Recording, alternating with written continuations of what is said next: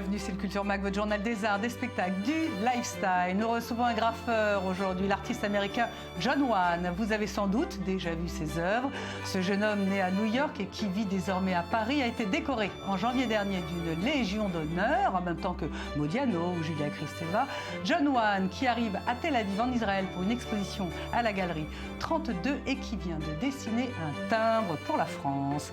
Dans ce journal, un peu d'espoir dans la longue liste des chefs-d'œuvre détruits par les guerres ou les barbares, un monument est en passe d'être à peu près sauvé. C'est le fameux Krak des Chevaliers, la citadelle des Chevaliers qui honore Homs et qui revient à la vie. Et puis nous reviendrons sur une campagne de pub classée X, c'est presque une première pour une pub, un sublime film signé du grand photographe anglais Rankin pour une marque de lingerie coquine. Depuis sa sortie, ce clip fait le tour des réseaux sociaux et la morale gronde. Il est interdit aux moins de 18 ans, certes, mais comment interdire quoi que ce soit sur la toile ? Voilà pour le sommaire. Merci d'être avec nous. On démarre avec le bon palmarès du Festival du film de Locarno. Il s'est terminé la semaine dernière en Suisse. Le Léopard d'or a été décerné au Coréen Hong Sang-soo. Andrei Zulawski a reçu le prix de la meilleure réalisation pour son dernier film Cosmos. Et Cocorico, enfin si on peut dire comme ça, le jury a décerné également 2 prix à un long métrage en noir et blanc, un long métrage israélien dont on va vous reparler. Le titre c'est Tikkun, cela veut dire la réparation. C'est un film en noir et blanc absolument magnifique, l'histoire d'un juif ultra-orthodoxe qui, après un coma, réalise que la religion et que Dieu, eh ben, c'est pas exactement ça. Prix spécial du jury pour le réalisateur Avishai Sivan et mention spéciale pour la photo. On reviendra sur ce film Tikkun qui, bien évidemment, va remuer l'opinion. On a vu ces images atroces de chefs-d'œuvre et de monuments détruits par les barbares. On connaît les ravages de la guerre et des conflits sur l'architecture et les paysages. Eh bien, dans ce spectacle global et presque familier désormais, une petite lumière pointe. Nous partons en Syrie. La guerre civile y a fait 230 000 morts. Les conséquences matérielles sont également terribles. Mais à Homs, la citadelle des Chevaliers, qu'on appelle aussi la citadelle Krak, est en train de renaître. Explication, David Gombin. C'est l'une des plus belles citadelles de la région, vestige de la riche histoire du Moyen-Orient. Bienvenue au Krak des Chevaliers. Située à Al-Khosson depuis des siècles, cette imposante forteresse contrôle la trouée de Homs. Homs, cette ville syrienne connue pour le siège dramatique qui a tenu la ville en asphyxie pendant quasiment 3 ans, faisant plus de 2200 morts. Un siège dont l'épilogue se conclut avec la prise de contrôle de la ville et de sa région par les forces loyalistes. Une zone qui comprend le fameux Krak des Chevaliers. Allahu Akbar. Allahu Akbar. Inscrit au patrimoine de l'UNESCO depuis 2006, la forteresse a malheureusement repris sa fonction guerrière durant le conflit. Pilonné depuis la plaine, bombardé depuis les airs par l'armée de Bachar el-Assad, le fort est repris des mains des forces rebelles en mars 2014 et retombe sous l'autorité des forces loyalistes. Après plus de 18 mois de combats acharnés, les dégâts infligés sont importants. Pourtant, à contre-courant des combats faisant rage, le gouvernement de Damas a décidé d'investir et de réparer les dégâts. Ici, les dégâts sont nombreux. Il y avait un escalier qui reliait la cour à la table ronde. Les escaliers ont disparu. Alors pour rénover tout ça, on a besoin bien sûr de temps et d'argent. La salle des chevaliers a été mise à sac, mais les statues sont toujours là. 2 d'entre elles sont en bonne condition. Donc on peut commencer à reconstruire selon cette ligne de statues. Un patrimoine inestimable et dont la valeur est au centre de l'attention du gouvernement syrien qui voudrait limiter la destruction de son patrimoine historique. Le gouvernement syrien paye pour tous ces travaux sans aucune perte. À présent, nous sommes soulagés que des budgets aient été débloqués et que le gouvernement insiste pour que le ministère de la Culture gère la crise de l'héritage culturel syrien. Des travaux de remise en état destinés à faire profiter le grand public de ce bastion à la croisée de l'espace et des temps.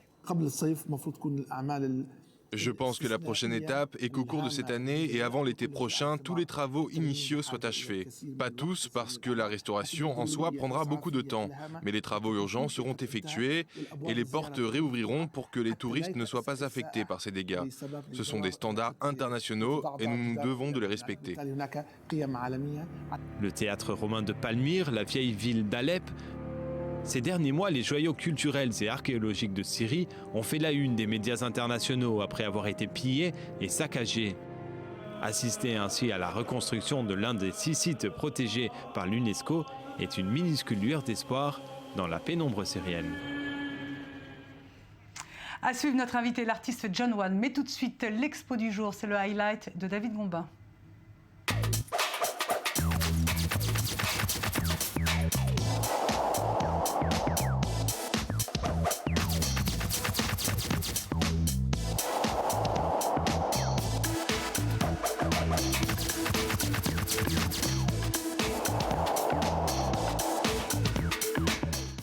C'est l'une des plus grandes figures de la peinture canadienne du XXe siècle. Entre surréalisme, fauvisme et cubisme, Alfred Pellan fut le premier artiste québécois à émerger sur la scène parisienne.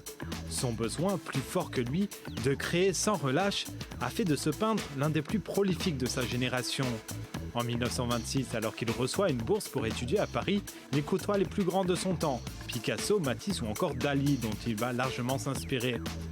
En 1955, le musée d'art moderne de la ville de Paris lui consacre une exposition, la première jamais organisée pour un peintre canadien. Aujourd'hui, c'est à domicile au Musée national des beaux-arts de Québec que vous pourrez admirer ses œuvres toujours oniriques, souvent surréalistes et parfois cubistes. Vive le Québec libre artistique!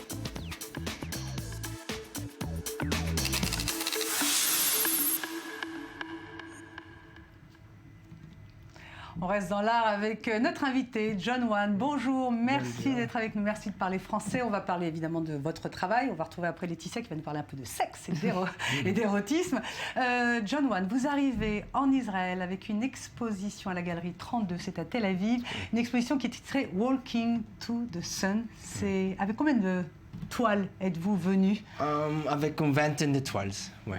Elles sont toutes colorées parce que c'est quoi? C'est un hommage à Israël? Parce que je vais parler, avant ça, je vais parler avec la galeriste qui m'a invité à faire l'exposition, Charles Tiberi. Il a déjà arrivé à vendre quelques de mes œuvres à des collectionneurs. Il m'a expliqué que ces collectionneurs, quand ils ont vu mes toiles pour la première fois, ils étaient toutes souriantes, ils étaient toutes contentes d'avoir les couleurs, ce que j'ai exprimé et tout ça. Et c'était un peu ça le message que je voudrais passer avec mes toiles, c'est que quand les gens y voient mon travail, ils sont heureux. Et les toiles que j'expose ici, c'est un peu dans le même thème, c'est de faire les gens rêver un petit peu. Vous allez être servi. C'est la première fois que vous venez à Tel Aviv, hein, oui, en la Israël. première fois. Donc, bon, vous venez d'arriver, donc on ne va pas vous poser questions sur le pays. On ne peut pas dire que votre travail soit... Enfin, c'est ce que j'ai lu, mais et vous l'avez dit vous-même, il n'est pas figuratif. Est-ce qu'on pourrait dire que c'est du graphe accumulatif? Moi, je le vois comme un travail abstrait. Mais oui, c'est accumulatif parce que je suis encore d'écrire mon nom, cette obsession d'écrire John One, John One, John One. Mais je détourne le concept de simplement écrire mon nom et je fais une chose qui devient plus personnelle. Je m'exprime d'une manière plus personnelle, oui. Vous avez essayé de comprendre pourquoi vous écriviez votre nom tout le temps? Vous avez, je sais pas, vous avez vu... Oui, c'est comme une exception, c'est une maladie. Les gens ils disent avec... Vous avez peur d'oublier votre propre nom? Peut-être j'oublie mon nom des fois, je ne sais pas, mais c'est une chose qui me suit depuis longtemps, mais les gens, ils reconnaissent quelque chose à travers cette écriture. Ils voient une histoire, ils ressentent une espèce de sentiment par rapport à la manière que j'écris mon nom. Alors j'aime bien, vous êtes venu avec votre blouson avec plein de peintures, on imagine que vous avez du pain dans l'avion. John One, vous êtes un artiste, un graffeur, un peintre un peu particulier. Alors bon, vous êtes américain, vous avez décidé de venir vivre en France. Vous avez été décoré d'une Légion d'honneur en tant qu'artiste étranger des mains de Claude Barthelone, le président de l'Assemblée nationale. Alors dans la liste, je l'ai dit tout à l'heure, il y avait Modiano, Kristeva, je ne vais pas vous demander votre avis là-dessus, mais qu'est-ce que ça fait pour un artiste de rue, parce que vous avez démarré dans la rue, finalement d'être honoré comme ça par la République française? Pour moi, c'était un grand honneur. Déjà, je aime la France, tu vois. Tant mieux. Je suis un grand ambassadeur pour la France. Et pour recevoir ça, c'était pas seulement pour moi que j'ai reçu ça, mais je pense que je représentais toute une culture qui sont dans la rue, qui font des choses, qui peintent, ou ils font la musique, Mexico qui aujourd'hui font des films.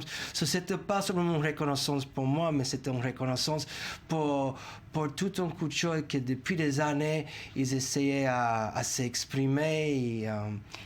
Il y a autre chose aussi qu'on peut révéler maintenant, parce qu'on vient de l'apprendre. Oui. Vous avez réinterprété La liberté guidant le peuple de Delacroix, et Emmanuel Macron a accepté quelque chose. Vous pouvez nous dire ce que c'est? Oui, il va faire un temple de ça. Vous allez faire Oui, c'est moi qui va faire ça va être pour le mois de septembre. Il va en faire 1 million. Pour les journées du patrimoine. Oui, il va faire 1,5 million exemplaires. Et c'est tout par rapport à cette toile que j'ai fait pour l'Assemblée nationale, qui représente la liberté, l'égalité, la fraternité, les 3 valeurs de la France. Et je pense que dans longtemps aussi, ça va garder, traverser, et ça va faire ce message-là. C'est le vrai American Frenchie qui adhère aux valeurs c'est incroyable, ça, ouais. Un Américain qui fait tellement de choses pour la France, mais ça fait 28 ans que je suis là, et je suis très reconnaissant pour tout ce que la France a fait pour moi. Elle a fait ma carrière. C'était pas pour la France. Alors, vive la France. Non, mais parce que pour un artiste, un graffeur, c'est vrai que vous avez quitté dans les années 70, 80, New York. On pouvait se dire que c'est quand même là-bas que ça se passait, l'art de la rue. Alors, je voulais juste revenir sur la France. Vous avez fait autre chose, John One. Vous avez réinterprété le fameux appel de l'abbé Pierre. Vous en avez fait une version rap et artistique. Pourquoi? Déjà, ça m'a touché, l'abbé Pierre, par rapport à tout ce qu'il a fait pour les gens qui vivent dans la rue, parce qu'aujourd'hui, la rue, elle est glamorisée dans le sens avec les street art, que la rue, ci, la rue, ça, les street artists. Mais la vérité, la rue, c'est très, très dur, parce qu'il y a, pour les gens qui vivent dans la rue, qui sont mal logés, c'est pas glamour. Pour arriver à faire une chose pour la Fondation Abbé Pierre, je pense que c'était pour moi un truc très enrichissant. Parce que la peinture... Qui est absolument magnifique, le tableau que vous avez fait, absolument magnifique. Vous êtes ici maintenant en Israël, donc à la galerie 32. On a voulu au Culture Mag vous montrer quelques artistes israéliens. Je voudrais qu'on vous les passe et que vous nous dites si ça vous plaît ou pas. Ce sont des graffeurs, donc il y a No Hope, je ne sais pas si vous en avez entendu parler. Là, il passe là, vous pouvez regarder. Ça, c'est Rami Mieri. Il y a Q's. Oui, je pense que j'ai déjà vu ça d'ici. Il y a déjà quelques jours, Voilà, là, ça, c'est Broken Fingers. Il y a Q's, bien sûr, No Hope. Ça, c'est qui? Ça, c'est Broken Fingers. Broken Fingers, oui, ok. Vous en avez entendu parler? Non, je découvre. Voilà, et ça, c'est mais... Non, je les connais. Mais oui, je les connais. C'est FC, j'ai grandi avec ces FC. Voilà, c'est toute la scène artistique. Vous allez faire quoi après, une fois que vous allez, votre exposition, vous allez marcher dans les rues, découvrir comme ça, tout ça? Déjà, j'étais très surprise qu'il y avait tellement de street art ici à Tel Aviv, et moi, je suis content parce que c'est une espèce d'espoir que la vie, la rue, ça vive. Et qu'est-ce que je vais faire, c'est que je vais regarder un petit peu qu'est-ce que les gens font. Alors, je propose d'ouvrir encore les yeux, parce que maintenant, Laetitia Lorelli, vous voyez les grands, parce qu'elle va nous passer un clip érotique qui est magnifique et qui est interdit sur la toile. Je ne sais pas interdit au moins de 18 ans. Interdit au moins de 18 ans. Un clip signé d'un photographe anglais qui s'appelle Rankin. Rankin, tout à fait. On peut interdire quelque chose sur la toile? C'est ça la question, en fait. C'est interdit au moins de 18 ans, mais effectivement, on ne peut pas empêcher à tous de voir ce spot. C'est, disons, une manière juste de prévenir que ce qu'on va voir, c'est plutôt graphique, plutôt érotique. D'ailleurs, on va le voir tout de suite. Regardez.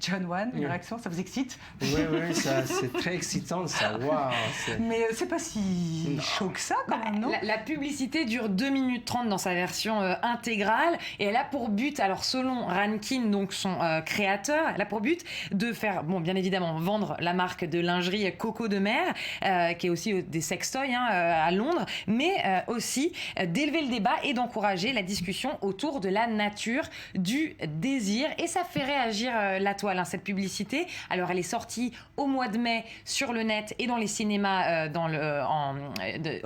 au UK, en Angleterre, pardon. Voilà, vous parlez anglais avec votre accent m'a induit en erreur. Voilà, donc en Angleterre, et donc les réseaux sociaux français et internationaux se mettent à réagir et ils sont tous unanimes. On adore. On parle d'un virtuose pour Rankin. C'est un très grand photographe. Il avait photographié la reine d'Angleterre quand même. Hein. C'est pas alors pas sous cette forme, pas sous cette forme-là.